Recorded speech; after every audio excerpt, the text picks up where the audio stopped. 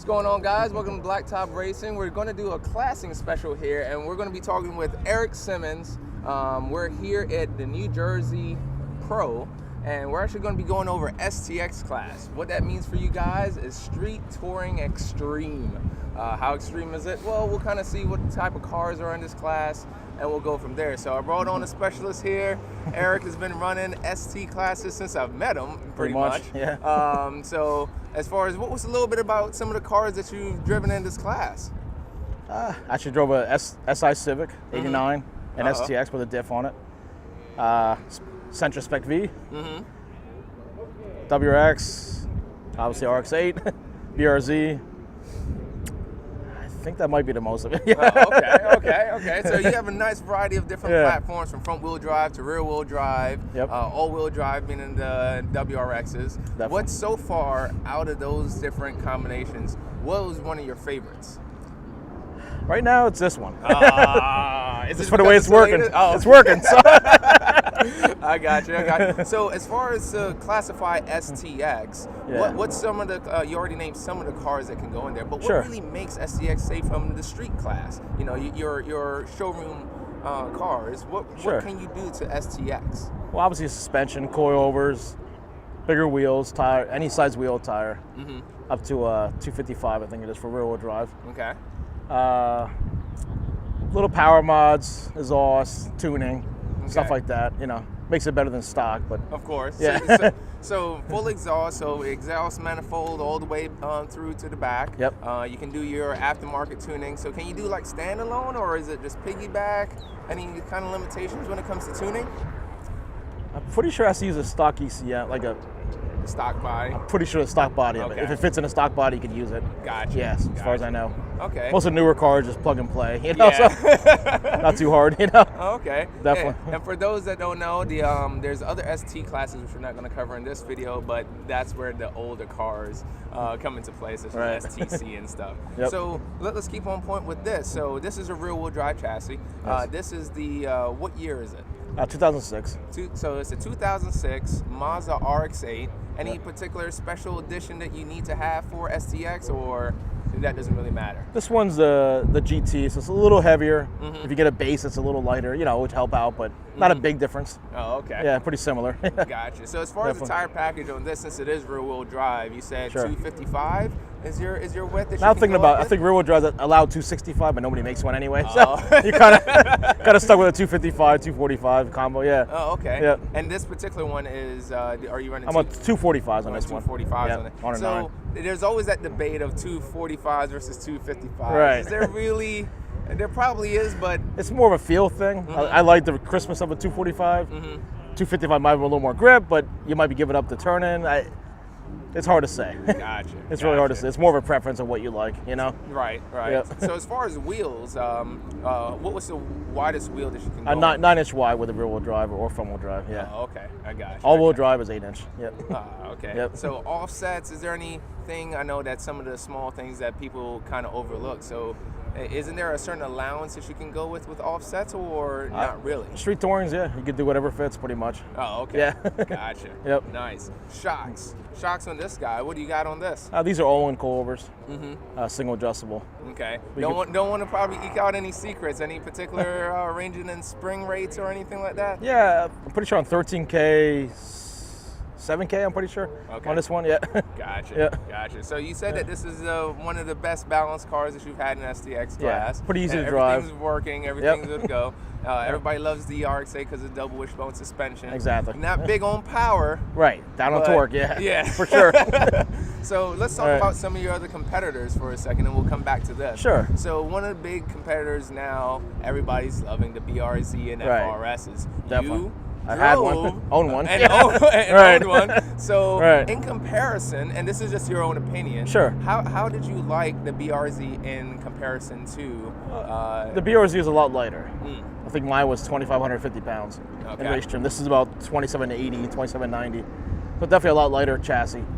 The rear suspension is a little funky, I would say. Like where it touches a step, steps out a little bit on throttle. Gotcha. A little shorter wheelbase. Pretty comparison, you know, something like that more, something like this more. It's really a fine line between the two, you know. Gotcha.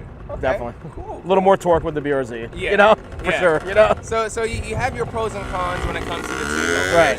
So the BRZ is a little bit lighter. It has a little bit more torque, but as far as performance-wise, they're not too far off. They're not too far off. They're very similar. Yes. Okay. And last year in STX for nationals, for those that are concerned, last year it was a twin that won. The year before that was an Rx8, and the year before that was a 3 Series. Right. So let's talk about the 3 Series. Have you owned one of those? And haven't owned one, but I've driven a couple good prep ones.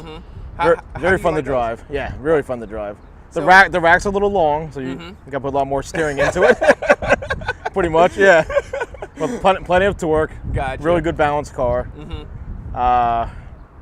Weight-wise, I think they're pretty similar to this weight-wise when they're prepped. So yeah, that's a really good car too. Nice. Same with the Type R. Yeah. The Type R is a really up-and-comer. And so we've been talking about rear-wheel drive cars right now, but as you just pointed out, the Type R is one of the best front-wheel drive platforms out there. It seems like it, arguably ever, you know, when it comes to the Civics and the Integras. What's your take? Do you think, now that you have this, it feels good, it's dialed in, do you think an ITR well prepped can probably do the business in STX? I think it can. On the right course, for sure. Yes. Okay. Yes. So they handle amazing. They, you know, good power up top. You know, they really lightweight. Yes, definitely. Okay. Definitely. So for those that don't know, I'll put a picture in there. But you have the Integra Type R, which was Honda's.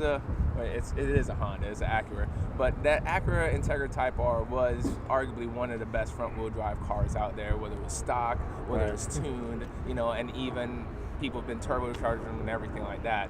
Yes. But to keep on topic for this class, there's only been a handful of people who've done it because the car, you can't really find one that's unmolested. Very hard to find, right? Very hard to find. Yeah. So look, what about any of the modern-day front-wheel drive cars? Do you think any of those really? The Mini S has been tried, Cooper Mini S, and that's really good too. Okay. I mean, it might have a little too much power for the tires. It's hard to say, but you know, that's a very good car too. Yeah, because we got Craig Wilcox that's out west. I believe he's in Texas. I think so. Yeah. I think so. Don't strangle me there, Wilcox. But yeah, he's running a Mini this year. He tested it out last year, loved it. He won a few pro solos out west. And he did pretty darn well last year at nationals also. Definitely. So the platform is good. I personally have driven when they brought the new Mini body style or whatever over here, and that had a Quaife limited slip. This was Craig Garfield's car, and that actually was pretty darn fun. Yes, you definitely. know, I mean, you just kind of lift. The rear comes around, you get back on it, tucks right in, the diff works and rotates very well. So let's talk about a little bit of the, when it comes to turn-in and stuff like that on the front wheel drive, and also with these, when it comes to diffs. So diffs, some cars come with it. Did this car come with a limited slip differential? It did, yeah. Okay. Yep. Hey, does this still have the stock limited slip? It still does, yeah. All right. Seems to be enough. Nice. For the power, yes. Nice. So in some cars, a lot of people are known for going with like OS Geiken or Quaife or whatever different makers are there. From your experience, do you really kind of feel a difference, or do you normally start out with the stock package and then... Right, I see what it feels like and then see if I want to improve on it. I've had a Geiken and a Miata, and I've really seen them improve on it. I know the BRZs went to it now, and they seem to be working really good for them. So it definitely can help on certain cars. So for a person that's starting out, do you think that's somewhere that they would want to go, or should they kind of... I would save the money, yes. So, work on everything else first, and that'd be the last thing to do, probably. Yes. Okay, so for the beginner, let's go back for the beginners that are watching here. So I'm looking at a car. All right, I have my choices. Correct me if I'm wrong. You got the Rx8. You have the twins, BRZ or FRS. Doesn't matter on the package.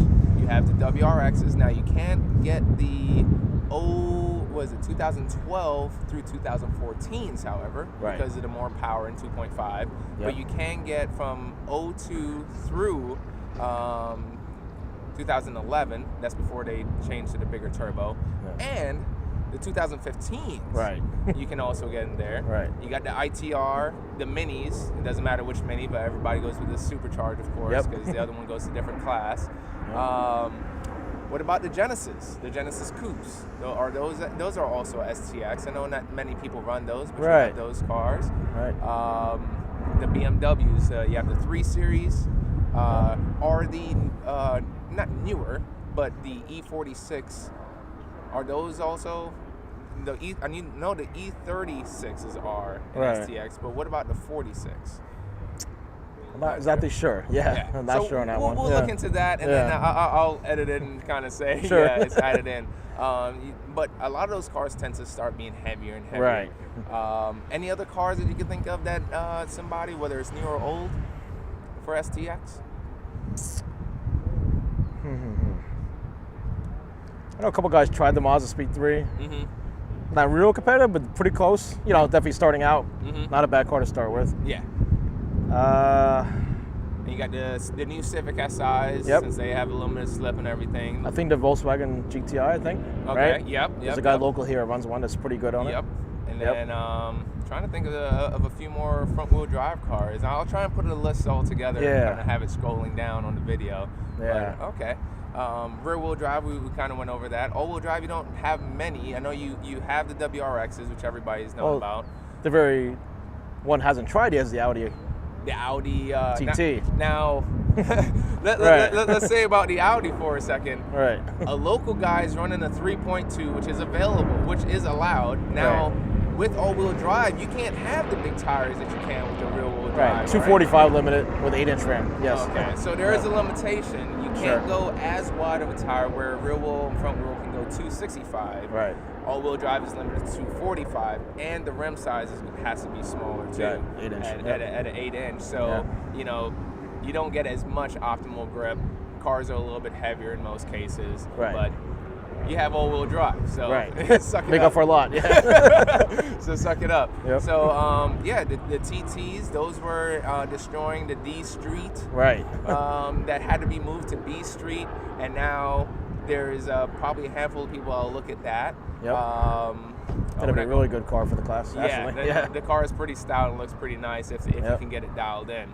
Right. So keeping on track with, you got your car, you selected your platform. What's some of the things, not necessarily in order, but how would you go about setting up a car? Like, you just bought this car, right? What would you say to a newbie trying to get into the sport? What's some of the things that you would start off with or invest in more? Probably the first thing that I say with tires. If you can afford tires first, and wheels would be great, but if you can just do tires first, you know, get the next best street touring tire, start out with that. And seat time obviously is the best part, but you know. Right. Car wise, I would probably start out with the tires, and then we want a suspension if you can afford it. Definitely. Gotcha. So there's a huge range, and there's a lot of talk with suspension because you have your shocks, you have your shock stand, which are dampers, springs, which you can vary.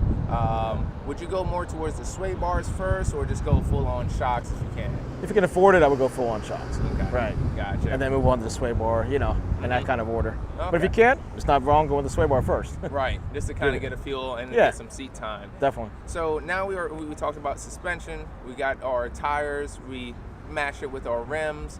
Now let's add some power. Right. We can add an intake, correct? Or colder intake. Cold air intake. Up to the throttle body. All right. So you can't pass the MAF or anything, all right? Or the throttle body. Can't pass the throttle body. Can't touch the throttle body on. Yes. Yep. So you can do all that, and as far as exhaust, straight from the block, you can go all the way, but you do have to have a high flow catalytic converter. And if you don't have that, do they do inspections and everything to make sure? Yes. Usually. Yeah. So you just gotta make sure. Now, is there anything about the exhaust being too loud? Is there certain regulations? Yeah, certain places have rules for too loud of exhaust. Okay. Based on decibels, you know. Gotcha. And at nationals, national events, it's limited to I think 100. I think it's 100. Yeah. 100 dBs, and it's a standoff mic, and they're just listening to your own course. So, that basically is a lot of your standard bolt-ons. Pretty much. You're going to throw on your coilovers. You're going to throw on some tires. You want to look nice, right? You know, you want to get some sound, so you're going to do your cat back, turbo back if you're turboed. Right. I mean, that kind of covers a lot. That's pretty much it, yeah. So, and that's the performance. What about inside? Can I change my steering wheel? You know, I don't like the way it feels. Can I change that out? Only on older cars that didn't come with an airbag, which isn't too many. So, you got to leave the steering wheel alone. So, you can do racing seats, but they have to weigh 25 pounds total with the bracket. Gotcha. But it does help hold you in, which I have one in this one. Of course. It does help out. Can you dump the rear seats and everything? Can I just take those guys out? No, everything's got to stay in. Okay. Interior wise, yep. Okay, nice, nice. So what about bracing? Can I do any form of bracing on, whether it's under the car and change out some of my subframe stuff? Can I do any of that? No subframe stuff. I think strut tower bars allowed. Okay. That's pretty much the extent for the bracing, yeah. Gotcha, Yep. gotcha. All right, cool. I mean, that pretty much covers a lot of things with STX. I don't know if there's anything that you want to add from your experience when it comes to the ST. It's just a really good class. A lot of drivers, a lot of really good drivers, friendly competition. You know, that's why I stayed in it for the last 3 or 4 years now. Just, you know, no matter where you go, it's gonna be good people, and they take care of each other and help each other out. And, you know, it's really fun to drive. Gotcha. For sure. And you've been driving ST for a while. You got a sponsor that Yep. Moto East sponsoring the car. Okay. Yep. Doing real well with that. Nice. Does tuning and alignments and suspension. You know. All right. Cool. Yep. And you know, I'll try and tag Moto East in this video and put down some of their information for anybody that wants to get that info. All right. Cool. So Sounds thanks great. a lot, Eric. Yeah. Thank you. All right, buddy. I'll catch you out there, and good luck this weekend.